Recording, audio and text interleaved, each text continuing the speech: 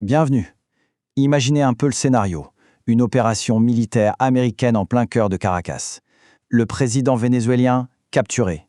Aujourd'hui, on va décortiquer les événements, les justifications et les enjeux de cette crise qui secoue toute la scène internationale.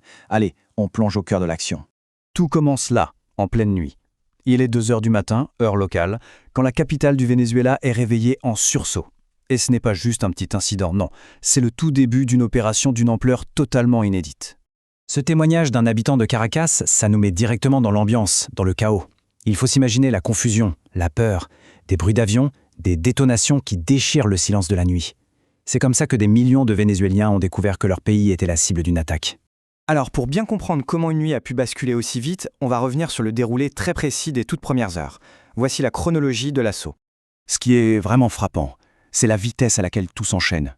En l'espace de quelques heures à peine, on passe de simples rumeurs d'explosion à une confirmation au plus haut niveau de l'État américain.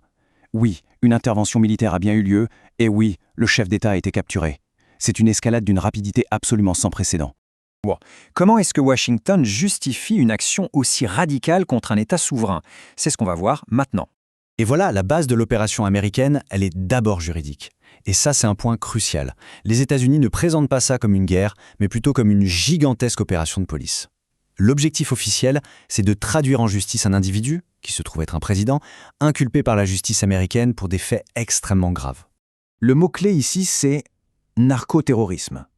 C'est un concept qui fusionne le trafic de drogue et le terrorisme et qui permet à la justice américaine de dire qu'elle a une compétence particulière pour intervenir même à l'étranger, au nom de sa propre sécurité nationale.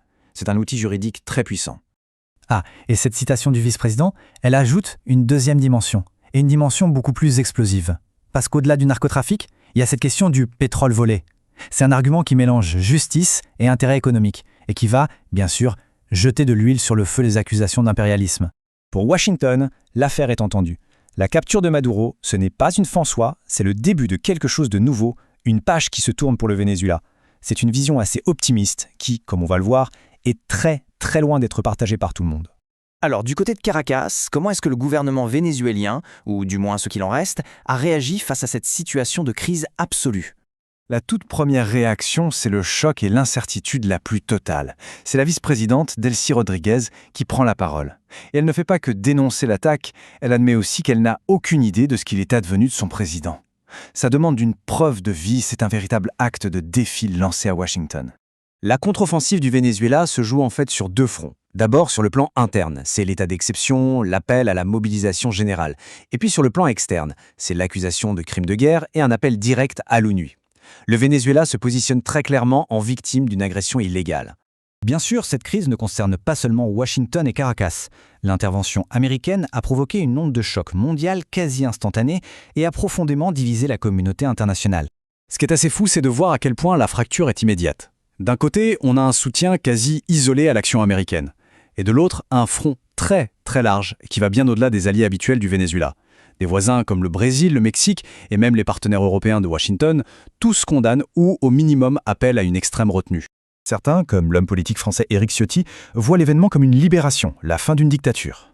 C'est l'argument de l'intervention pour des raisons humanitaires et démocratiques, même si, évidemment, ça pose des questions très épineuses sur le respect du droit international.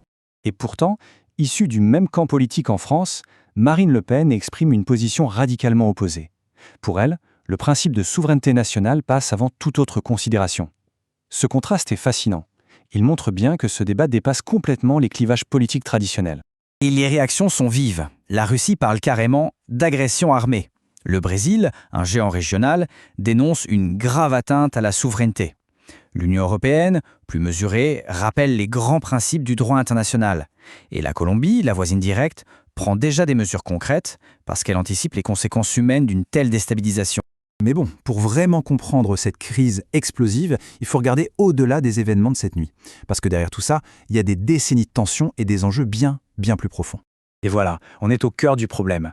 On a 2 récits complètement opposés. D'un côté, une opération de justice contre des criminels, de l'autre, un acte impérialiste pour mettre la main sur des richesses. Alors la vérité se trouve où? Quelque part entre les deux? Pour comprendre la force du deuxième récit, celui de l'impérialisme, tout se résume être à un seul chiffre, 20%. Et voilà ce que ça veut dire. Le Venezuela, ce n'est pas n'importe quel pays.